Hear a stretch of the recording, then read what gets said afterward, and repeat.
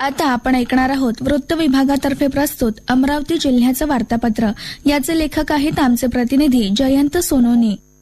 February महिना हा अमरावती जिल्ह्याच्या दृष्टीनं अत्यंत वर्दळी, राजकीय नेत्यांचे प्रवास, आश्चर्यकारक करणाऱ्या वैद्यकीय क्षेत्रातील घडामोडी आणि शिक्षण क्षेत्रात उत्कृष्ट रिसर्च करणाऱ्या विद्यार्थ्यांना पदवीचे वितरण अशा भरगच्च कार्यक्रमाने अविस्मरणीय ठरला.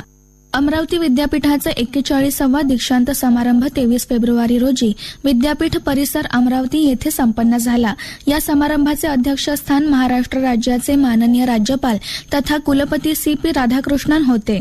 याप्रसंगी भारताचे सर्वोच्च न्यायालय नवी दिल्लीचे माननीय न्यायमूर्ती भूषण रामकृष्ण गवई हे प्रमुख अतिथी होते. विद्यापीठाचे कुलगुरू डॉ. मिलिंद बारहाते यांनी स्वागतपर भाषण आणि प्रास्ताविक केले. महाराष्ट्राचे राज्यपाल तथा कुलपती CP राधाकृष्णन यांनी यावेळी विद्यार्थ्यांना मार्गदर्शन करताना म्हणाले की पारंपरिक अभ्यासक्रमांसोबतच आपण कृत्रिम बुद्धिमत्ता आणि machine learning, data science, cyber सुरक्षा आणि रोबोटिक्स यासारख्या प्रगत क्षेत्रात शिक्षण देण्यासाठी प्रयत्न केले पाहिजेत. या दीक्षांत समारंभामध्ये 38,305 पदविकांक्षींना आणि 238 विद्यार्थ्यांना पदविका प्रदान करण्यात येणार आहे.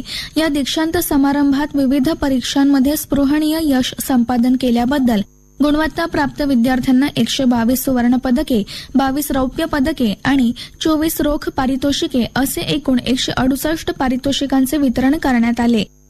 देशातील विविधता, सामाजिक समृद्धी आणि एकात्मता टिकून राहण्यासाठी संस्कृतीचे जतन होणे आवश्यक आहे. आदिवासी समाजातील सांस्कृतिक वारसा, भाषा, कला आणि परंपरेचे संवर्धन करण्यासाठी भर देणार. आदिवासी बांधवांच्या उत्कर्षासाठी शासन कटिबद्ध असल्याचे प्रतिपादन आदिवासी विकास मंत्री डॉ. अशोक उईके यांनी अमरावती येथे केले. सामाजिक न्याय भवन येथे जिल्ह्यातील लोकप्रतिनिधी, आदिवासी विकास विभाग, आदिवासी विकास महामंडळ, शबरी आदिवासी वित्त आणि विकास महामंडळाचा आढावा डॉ. उईके यांनी घेतला. त्यावेळी ते बोलत होते. आत्माच्या वतीनं 5 दिवसांची कृषी प्रदर्शनी आयोजित करण्यात आली. 14 ते 18 फेब्रुवारी दरम्यान सायन्स कोर मैदानावर कृषी विकास परिषद आणि प्रदर्शनी आयोजित करण्यात आली आहे. सकाळी 10 ते रात्री 10 वाजेपर्यंत कृषी विषयक आणि सांस्कृतिक कार्यक्रमाचे आयोजन करण्यात आले आहे. या प्रदर्शनीत धान्य, खाद्य, सेंद्रिय शेतमाल, शासकीय योजनांची माहिती देण्यात आली.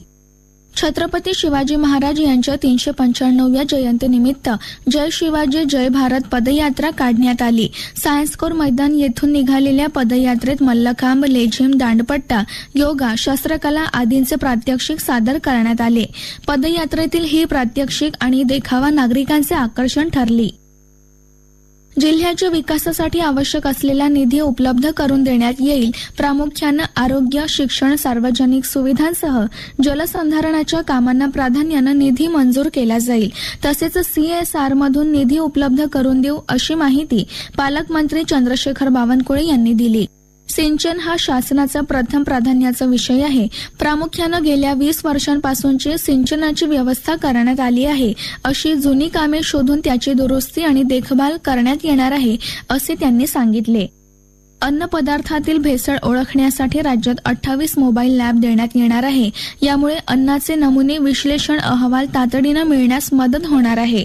तसंच प्रयोगशाळेत प्रलंबित असलेल्या अन्न चाचणी विहित मर्यादित करावी, असे निर्देश अन्न आणि औषध प्रशासन आणि विशेष सहाय्य मंत्री नरहरी झिरवाळ यांनी नुकतेच दिले. झिरवाळ म्हणाले, अन्नातील भेसळ ओळखण्यासाठी लवकरच मोबाईल लॅब देण्यात येणार आहे, अशी माहिती त्यांनी दिली. समर्पित आई रमाई होण्यासाठी विश्वरत्न डॉ. बाबासाहेब आंबेडकरांसारखा पुरुषही होणं आवश्यक आहे. रमाईचा त्याग भीमराव आंबेडकरांना विश्वरत्न महामानव करणार होता. रमाईचं समर्पण हे बाबासाहेबांना कणाकणांनी वाढविणारं असल्याचं प्रतिपादन तृतीयपंथी हक्क अधिकार समितीच्या संस्थापक, तृतीयपंथी सामाजिक कार्यकर्त्या शमिभा भानुदास पाटील यांनी केले. भारतीय बौद्ध महासभा, महानगर महिला शाखा आणि आई रमाई जयंती उत्सव समिती यांच्या संयुक्त विद्यमाने त्यागमूर्ती आई रमाई आंबेडकर जयंती या निमित्तानं व्याख्यान पार पडले. आताच आपण ऐकलं वृत्त विभागातर्फे प्रस्तुत अमरावती जिल्ह्याचं वार्तापत्र. याचे लेखक होते आमचे प्रतिनिधी जयंत सोनोनी.